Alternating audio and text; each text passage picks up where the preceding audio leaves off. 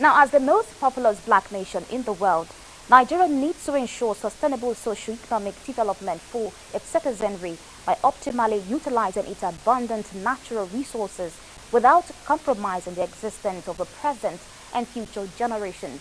The Minister of State for Environment, Sharon Ikazo, who stated this at a Business for Nature Forum in Lagos, added that this can be achieved by re-engineering how businesses operate in the country to include strong environmental principles.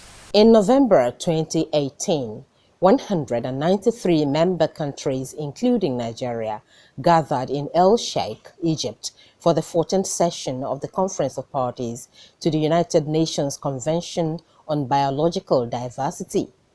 Among the 38 decisions reached by the member countries is the need to mainstream biodiversity into all facets of the economy, including energy, mining and manufacturing processes, among others.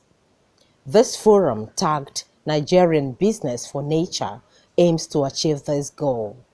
Supply chains and business models can have a major impact on critical areas of biodiversity, conservation, and that the private sector plays a critical role in determining how biodiversity is used and conserved.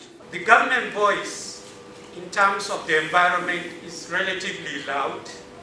Some of us NGOs are also a bit loud, but I think in Nigeria and even globally, the voice of business is not loud enough. So part of this beginning is to say, how can we make that business voice louder in the conversation? Minister of State for Environment, Sharon Ikazo, emphasized the need for Nigeria to adopt new mechanisms and processes that would improve the citizens' current interface with nature.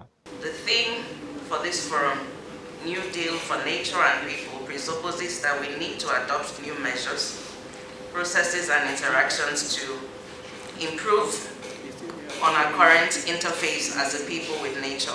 Government needs to look at policies such as maybe you give their business owners incentives, or you give them tax holidays for those business owners that pay attention to protecting and promoting environmentally friendly approach.